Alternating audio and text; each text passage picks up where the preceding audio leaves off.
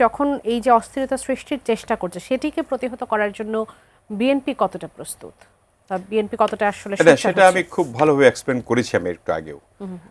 আপনার দেখেন 5ই আগস্টের থেকে যদি শিক্ষা কেউ না নেয়, আমরা এই কথাটা বারবার বলেছি আর কি, যে মানুষের মধ্যে যদি স্থিতিশীলতা না থাকে, ধৈর্যশীল না হয় বা মানুষের জন্য কাজ না করে কোনো রাজনীতিবিদরা, তাদের কিভাবে পতনটা হয় সেটা 5ই আগস্ট আমরা বুঝতে পেরেছি। এবং আমাদের 5ই আগস্টের পরে যে আমরা সবাই মিলে ঐক্যবদ্ধ একটা মনোভাব যে ছিল, সেটা বিচ্ছিন্ন করার জন্য একটা সুকৌশলে, এটা বা আন্তর্জাতিক মহলও থাকতে পারে, পাশের দেশ থাকতে পারে বা অন্য কেউ থাকতে পারে আর কি এর সঙ্গে যুক্ত, আমার ধারণা আর কি। তো এটা করে বিশৃঙ্খলা সৃষ্টি করে কি হবে সেটার কনসিকুয়েন্স আমি বলেছি আপনাকে। তো আমার কাছে মনে হয় যে একটা আদর্শিক রাষ্ট্র গঠনের জন্য একটা নির্বাচন খুব জরুরি হয়ে পড়েছে এবং সামাজিক মূল্যবোধ যাতে ফিরে আসে সেইগুলি সন্নিবেশিত করিয়ে আমরা 31 দফা দিয়েছি। এই 31 দফাটা বাস্তবায়ন হলে পরে বাংলাদেশের মানুষ আসলে আবার পুনরায়, যেটা লিটন ভাই ব্যক্ত করলেন, যে আমাদের আদর্শিক বা সামাজিক মূল্যবোধটা ফিরে আনা দরকার, সেটা কিন্তু আসবে শুধুমাত্র 31 দফা বাস্তবায়ন হলে।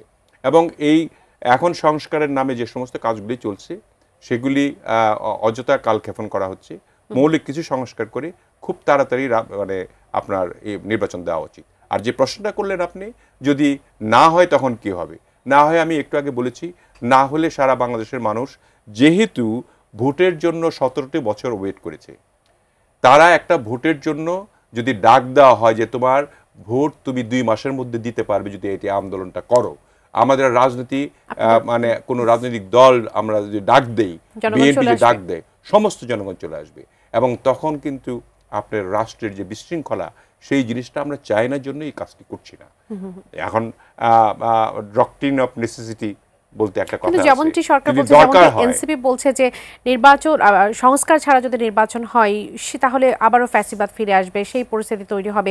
এজন্যই তারা সংস্কারকে এতটা দ্রুতভাবে আসলে চাচ্ছে। সংস্কার তো সব হয়ে গেছে এবং সংস্কারগুলি সবগুলি কিন্তু রেটিফাই করতে হবে আপনার পার্লামেন্টে গিয়ে। আর সংস্কার একদিনই সবগুলি করতে পারবেন না আপনি, সংস্কারগুলি করতে হবে পার্লামেন্টে গিয়ে এক এক করে। আপনি যেগুলি আছে ধারাবাহিকভাবে 87টা সংস্কার কিন্তু হয়ে গেছে এবং এরপরে আরো যেগুলি আছে আস্তে আস্তে এগুলি হবে।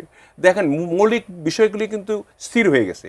আপনার ইভেন এনসিপি পর্যন্ত মানে ওরা কম বুঝে, তবু ওরা বলেছে যে ঠিক আছে, পিআর সিস্টেমে এখন আপার যে টায়ারটা আছে, হাউসটা আছে, সেখানে পিআর সিস্টেমে করুক, একটা জায়গায় আসছে আর কি।